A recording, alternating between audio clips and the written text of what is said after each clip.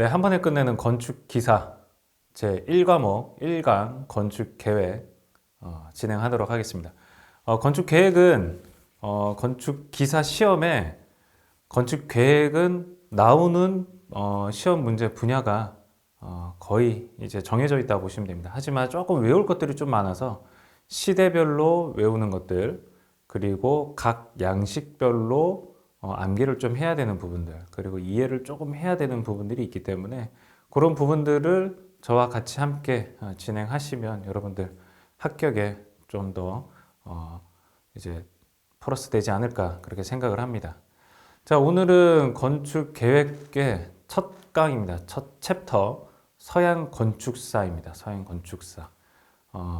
건축 계획 중에 먼저 서양 건축사, 한국 건축사 역사를 알아보고 그 다음에 이제 총론, 뭐 주택, 그래 각종 무슨 상업시설, 병원 이런 것들을 좀 한 10강 정도에 걸쳐서 한번 알아볼 텐데요.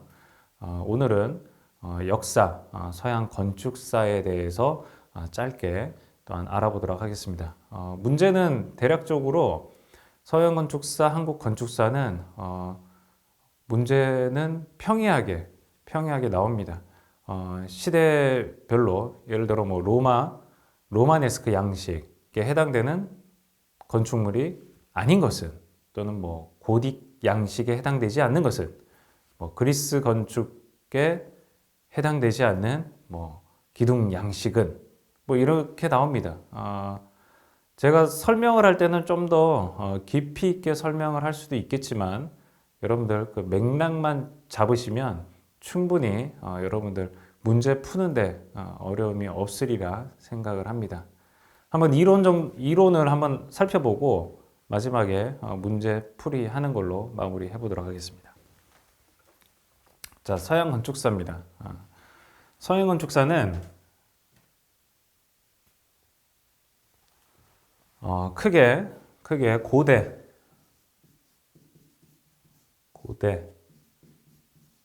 중세, 근세라고도 하죠. 그리고 근대 건축, 현대 건축으로 구분을 지을 수가 있습니다.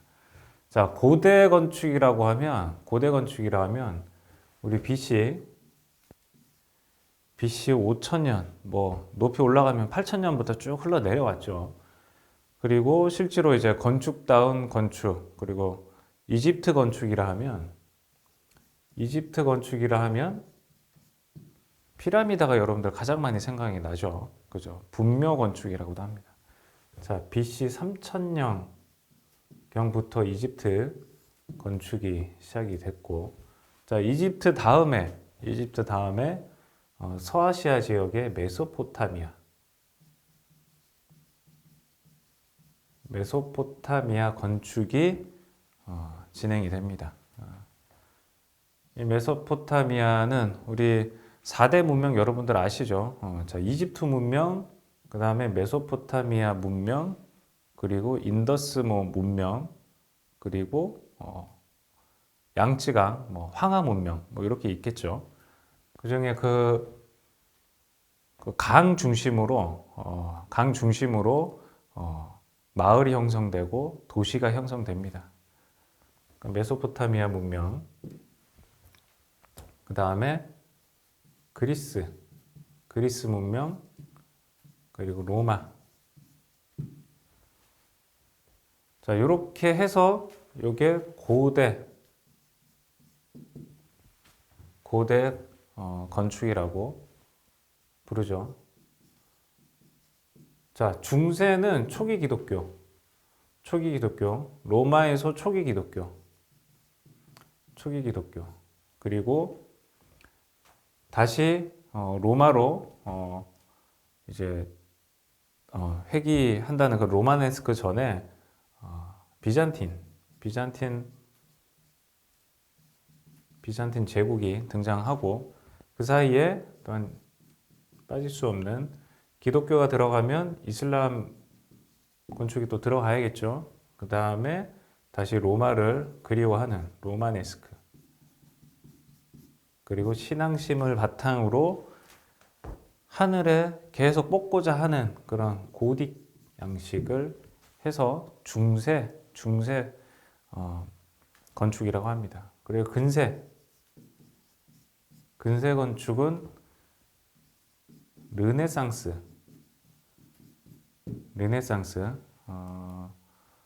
1517년에 이제 로마 교황, 로마 카톨릭이 부패함으로 인해서 종교 개혁이 일어났죠. 그 기점으로 르네상스 건축이 진행이 되고, 그 다음에 바로크, 로코코는 실내 장식을 굉장히 발달시킨 부분이 있기 때문에 크게 보면 건축에는 제외시키려고 하는 그런 많은 역사학자들이 있습니다. 그러나 우리 강의에서는 로코코까지 넣어서 한번 보도록 하겠습니다. 자, 서양 건축 양식의 발달 순서입니다.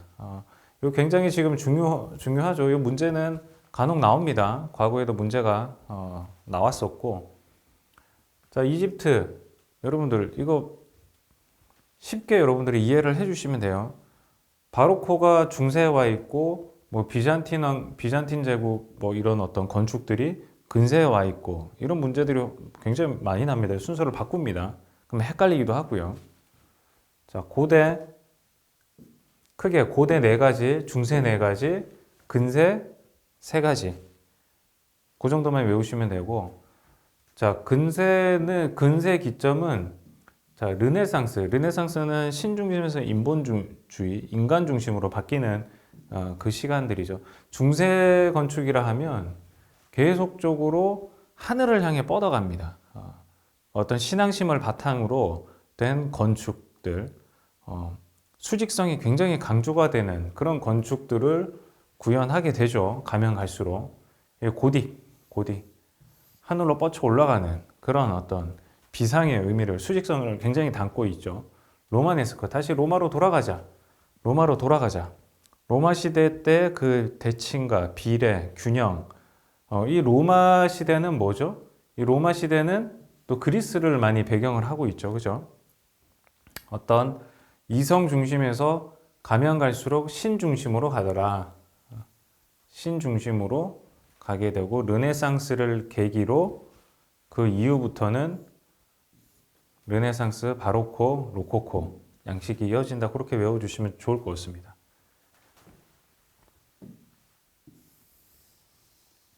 자, 시대별 건축 양식에 대한 부분이에요. 고대 건축은 여러분들 이집트 하면 빠질 수 없는 게 뭐죠? 이집트 하면 분묘 건축이죠. 분묘. 실제로 건축을 대규모로 했던 때는 푸크 왕조 때 이집트의 제1왕국, 2왕국, 3왕국, 3에서 4왕국 흘러갈 때 이 피라미드가 이제 세워지게 되죠. 처음부터 세워진 게 아니고, 이 피라미드 건축이 있고, 마스타바, 그리고 암굴 분묘. 이건 람세스가 그 돌산 또는 산을 깎아서 뚫어서 안에 분묘를 만들었다 보시면 되고요. 자, 메소포타미아는 신전 건축이 발달되어 있었습니다. 자, 뭐 태양신을 섬긴다, 아니면 어떤 자연신을 숭배하는 그런 자연을 숭배하는 사상들이 굉장히 많았기 때문에, 이런 신전, 하늘에 제사를 드려야 다산을 하게 되고, 하늘에 제사를 드려야 비를 내리게 되고, 하늘에 제사를 드려야 범람하지 않고, 그리고 범람하더라도 풍부한 곡식이 생겨나고 하는 그런 어떤 샤머니즘, 그런 어떤 것들에 굉장히 충실했던 그런 시대죠. 신전 건축이 있었다. 메소포타미아는 후반부에 전반적으로 간략하게 알아보고 뒷부분에서는 세부적으로 한번 알아볼 텐데요. 요 메소포타미아는 유프라데스 강과 티그리스 강, 홍해 옆에 있죠. 서아시아 쪽에 있습니다. 서아시아. 그래서 서아시아 건축이라고도 고대 건축이라고도 하고요. 그래서 이 메소포타미아는 신전 건축이 유명하다. 그래서 재료는 점토와 벽돌이 굉장히 많았겠죠. 강 주변에 있었기 때문에 끈끈한 어떤 점토 이런 것들로 인해서 벽돌, 그리고 이집트 때도 이 역청이라는 걸 많이 사용했어요. 그 고대부터 나무 진액으로부터 나오는 어떤 거의 방수 재료 플러스 접착제 역할을 하죠. 성경에도 역청이라는 재료가 많이 나옵니다. 노아의 홍수, 노아의 방주를 지을 때 역청으로 지었다고 하고, 그리고 벽돌과 벽돌 사이에 이런 역청들을 많이 써서 방수 역할을 하는 그 방수제, 그리고 접착제 역할을 많이 했습니다. 그리고 이때 발달했던 게 아치, 베럴볼트, 후반부에 알아보도록 하겠습니다. 자, 그리스 또한 신전 건축입니다. 다 여러분들 아시는 아크로폴리스, 그리스에 가보면 아테네, 그리고 그 신전을 보면 파르테논 신전, 그리고 뭐 아폴로 신전, 뭐 제우스 신전, 뭐 이런 것들이 많이 있죠. 자, 이 신전 건축을 하면서 이런 오더, 기둥 상단에 들어가는 그 주두에 대한 문양들이 좀 다양하게 연출이 되었었고, 워낙 규모가 크다 보니 우리가 사람들이 보기에 착시 효과들을 좀 교정하는 교정법들이 또 생겨났습니다. 굉장히 이때 당시에 건축 기술이 발달이 됐고, 정확하게 또한 황금 비례에 의해서, 황금 비례를 하면 보기에 정말 아름다운 그런 어떤 비례들을 구성하고 있기 때문에 보기에도 좋고 심미적으로 안정감을 누리는 그런 교정법 또한 이 그리스 시대 때 굉장히 많이 발달이 되었다. 그리고 아고라, 서민들이 장사하고 토론하고 하는 그런 아고라 광장이 있었습니다. 그리고 로마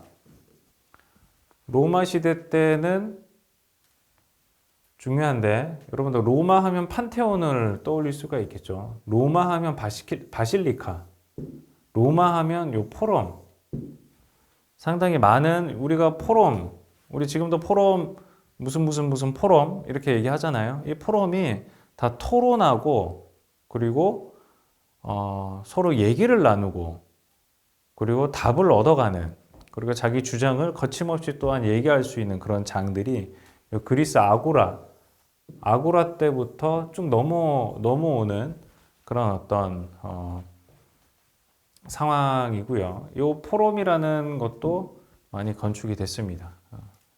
자, 로마 하면 판테온 하면 여러분들 돔이 이렇게 있지만 여기 구멍이 이렇게 뚫려 있는 것, 여러분들 고등학교 그리고 대학교 때 충분히 이 정도는 아마 보셨을 거라고 생각을 해요. 교과서에도 나와 있고. 판테온 신전이죠. 판테온 신전. 로마 시대 때 내부 압력으로 인해서 외부에서 비가 오더라도 이 비가 들이닥치지 않는다. 실제로 저는 보지는 못했습니다. 굉장히 원이 큰데 여기에 많은 어떤 이물질이나 이런 것들이 유입이 될 만한데 내부의 압력 때문에 들이닥치지 않고 옆으로 다 흘러내린다.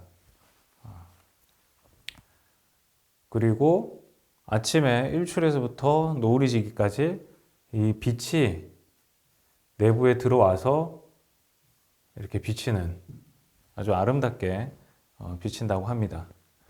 그래서 여러분들 판테온 신전, 판테온 하면 이걸 떠올리시면 되고, 그게 언제 있었다? 로마 시대 때 있었다. 그리고 공공건물 바실리카, 여러분들 바실리카 양식이라고 많이 들어봤죠.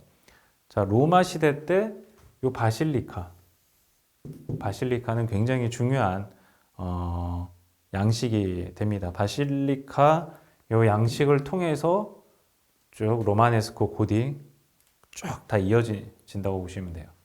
자, 그래서 고대는 이렇게 이집트, 메소포타미아, 그리스, 로마, 이메그로라고 어느 정도 외워놓으시면 좋을 것 같아요. 자, 중세 때는 중세 때 초기 기독교 건축이 있었는데 왜 초기 기독교 건축이 들어갔냐? 로마 시대 하면 교회 건축이 빠질 수 없죠. 로마 시대 하면 교회 건축이 빠질 수 없고 요 초기 기독교 여러분들 313년 AD BC를 나누는 게 요 중간에 예수 그리스도의 탄생과 죽음이 요 사이에 있죠. 요걸 기점으로 서양에서는 BC와 AD 이렇게 나눕니다. 그 전과 후죠. 그 전과 후. 예수 그리스도가 십자가에 달려 돌아가시고 그 다음에 그 제자들이 복음을 전파를 했죠. 전파를 하는 중에 로마의 모든 황제, 뭐 분봉왕, 어떤 이런 권력자들이 굉장히 많은 박해를 했죠. 박해를 해서 다 소멸이 된 줄 알았는데 더 뜨거워지죠. 어디로 들어갑니까? 크리스찬들이 카타콤이라는 지하 동굴로 들어갑니다. 지하 동굴, 굉장히 미로와 같아요. 지하 동굴로 들어가서 거기에 죽은 자들을 또한 장사를 하고 그리고 그 카타콤 지하 동굴에서 신앙생활을 해 나갔고 이게 굉장히 오랫동안 지속이 되죠. 그러다가 콘스탄티누프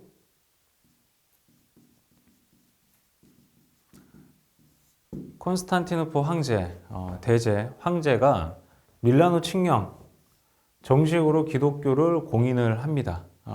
로마 시대 로마의 정식 국교로 기독교를 채택을 합니다. 그러면서 카타콤에 있던 그동안 건축이 313년 전까지는 이루어지지 않았죠. 이때는 교회 건축이라는 건 없습니다. 카타콤에서 나온 이 신자들이 어디로 갑니까? 지상으로 나와야 되죠, 지상. 하지만 이 지상으로 나온다 하면 이 로마 시대 때 만들어 놓은 요 바실리카라는 게 있습니다. 요 바실리카는 로마 공공 건축물입니다. 그럼 여기서 이제 예배를 드려야겠죠. 지상으로 나오면서 예배를 드린 곳이 요 바실리카 성당이라고. 그때 당시에는 성당이 아니었죠. 포럼하고 또한 얘기를 하는 또 많은 사람들이 집회를 하는 그런 어떤 광장식의 어떤 건물이었죠. 하지만 이것이 성당으로 바뀝니다. 장방형의 후반부에 배우겠지만 장방형의 이런 아트리움이 있고 이게 나르텍스가 있고 이쪽 보면 쭉 열이 있습니다. 뭐 네이브라고도 하고 그리고 신랑이라고도 합니다. 그리고 양쪽에 기둥들이 이렇게 쭉 있으면 이렇게 측량 그리고 여기 앱스 재단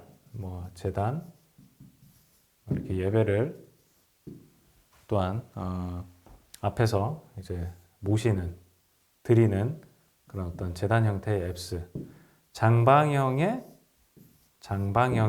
어떤 평면을 유지했죠.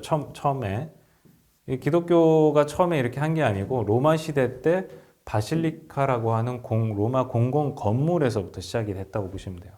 아트리움, 트란셉, 아트리움 같네요. 트란셉, 아일, 뭐 네이브, 그리고 나르텍스.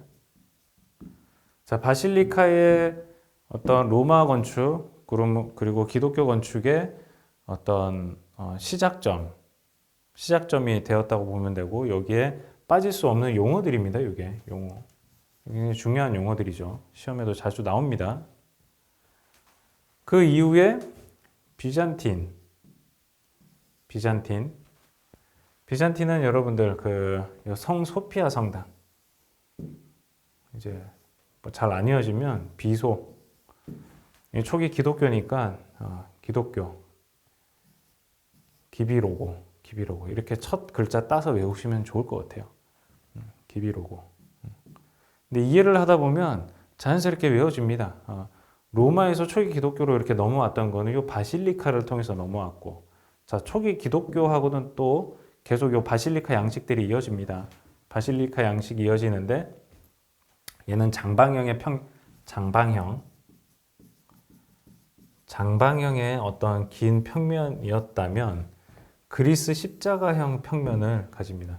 여러분들 십자가는 원래 이렇게 세로가 길고 가로가 좀 짧잖아요. 근데 이런 십자가가 아니고, 그리스, 스위스에는 그 극기 있죠. 이렇게 십자가 더하기 플러스 그리스형 십자가 평면이, 이런 십자가 평면을 통해서 이제 장방향이 아닌 정방향이 되겠죠. 정방향. 그런 어떤 십자가형 평면이 비잔틴 양식에서 많이 보였습니다. 여기는 이제 점점 건물이 높아지고 있는 거예요. 높아지다 보면 이런 펜던티브 돔, 아치를 이용한 아치를 3차원으로 하면 배럴이 됩니다. 이 배럴 볼트가 됩니다. 그리고 그 아치를 서로 엮었을 때 펜던티브 돔이라는 것들이 형성이 되고, 펜던티브 돔이 형성되면서 이런 모자이크 기법들이 발달이 되었다. 그 모자이크를 하려면 뭐를 입혔겠어요? 금박을 입혔다. 비잔틴은 성소피아 성당이 제일 유명하다. 시험에 자주 나옵니다.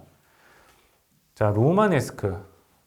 요 사이에 이슬람이 있는데, 이슬람은 밑에서 한번 좀 더 공부를 하도록 하겠습니다. 자, 비잔틴, 이슬람, 비잔틴은 사라센이라고도 하고, 이제 이슬람 제국이 등장하면서 세워진 그런 어떤 양식들이 좀 있습니다. 그리고 로마네스크. 여러분들 피사의 사탑 알죠? 피사의 사탑. 피사의 대성당이라고도 합니다. 피사의 사탑, 피사의 대성당. 로마네스크 양식이 이렇다. 그래서 로마 때는 어떤 반원이나 아치, 돔 형태였다면, 로마네스크는 점점점 하늘로 중세기 때문에 로마 어떤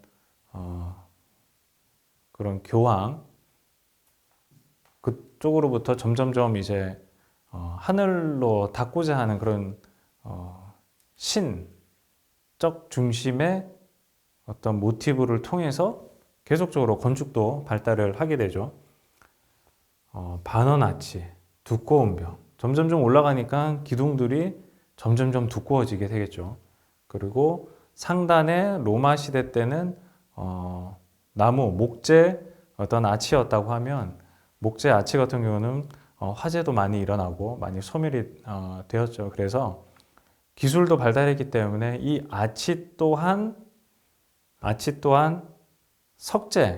석재를 정교하게 깎아서 올렸습니다. 그러다 보니 하중을 견뎌야 되잖아요. 그래서 이 교차 볼트를 교차를 한 거예요. 교차를 해서 그 상단의 하중을 지지하였다. 그걸 버티기 위해서 어떤 횡단 아치, 그래서 두꺼운 벽을 또한 형성을 했다.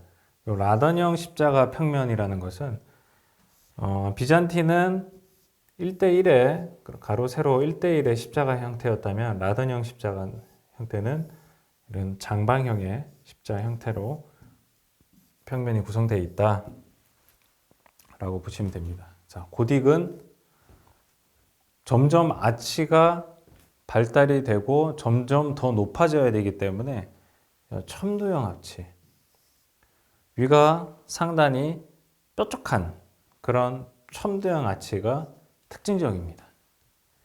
그리고 첨두형 아치를 통해서 점점 기둥이 두꺼워졌다면 기둥이 얇아지게 되죠. 그러면서 많은 창들을 낼 수가 있고 기둥들이 얍상하게 변하게 됩니다. 변하면서 하지만 많이 무너지겠죠. 약하기 때문에. 그걸 무너지는 것을 또 방지하기 위해서 버트레스, 플라잉 버트레스라는 것도 많이 발달하게 되고 그 수평 하중과 횡 하중, 그런 수직 하중을 또한 전담하는 그런 플라잉 버트레스, 스테인드 글라스.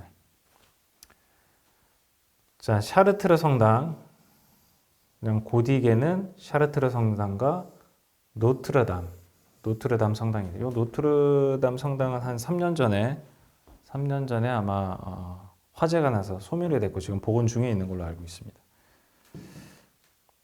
그래서 고딕은 이런 샤르트르, 노트르담 성당이 있다. 그리고 근세 들어와서는 종교 개혁이 일어나죠. 르네상스, 신 중심에서 인간 중심, 인본주의로 많이 바뀌게 되는 건축 스타일을 볼 수가 있습니다. 그래서 더 이상 올라가지 않습니다. 더 이상 뾰족한 형태는 많이 사라지게 되고 수평성을 굉장히 강조합니다. 이때 등장했던 이 르네상스, 상업과 무역이 굉장히 발달을 하게 되죠. 활발한 무역 활동을 통해서 부를 축적한, 부가 축적이 되면 권력도 가져오게 돼 있죠. 점점점. 이 피렌체 사람들이 상업과 무역을 통해서 상당한 많이 부를 축적합니다. 우리가 잘 알고 있는 메디치 가문 여러분 들어보셨죠? 이때 등장했던 건축 그리고 건축가가 있습니다. 브루넬리스키. 브루넬리스키는 중요한 사람입니다. 자, 성 베드로 성당을 착공을 했어요. 자, 피렌체 두오모, 플로렌스 성당 유명합니다. 자, 르네상스 시대에서 이제는 완전히 또 반대되는 그런 어떤 반대되는 기조가 또한 나타나게 되죠. 자, 신 중심으로 다시 돌아가면서 르네상스를 파괴, 더더욱 웅장함, 우아함, 이때부터 곡성, 몰딩을 또한 사용하게 됩니다. 이때 등장했던 건축가, 조각가 아주 유명했던 사람이 보로미니, 베르니니, 보로미니 있습니다. 성 베드로 성당을 완공했던 베르니니가 있고 베르사유 궁전을 이때 바로코 양식 프랑스에서 베르사유에 우리가 유명한 어떤 궁전인 건 알죠. 루이 14세.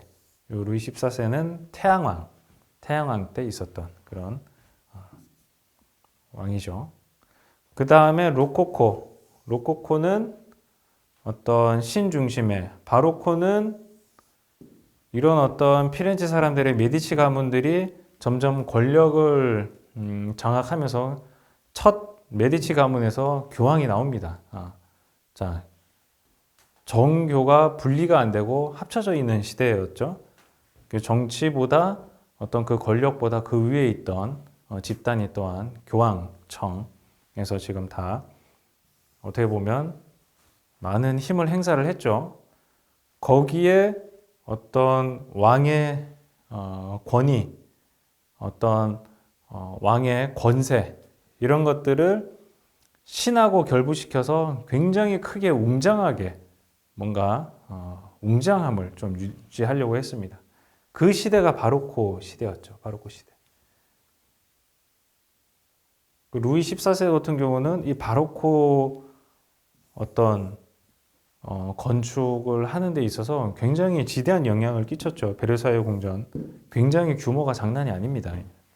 성 베드로 성당도 물론 르네상스 시대에 착공을 했지만 계속적으로 바티칸 왕궁하고 이어지면서 거기에 계단을 설계하게 되고 거기에 어떤 통로를 설계하게 되고 계속적으로 플러스 해서 이 바로코 시대 때 엄청난 규모의 성 베드로 성당을 완공하게 되죠.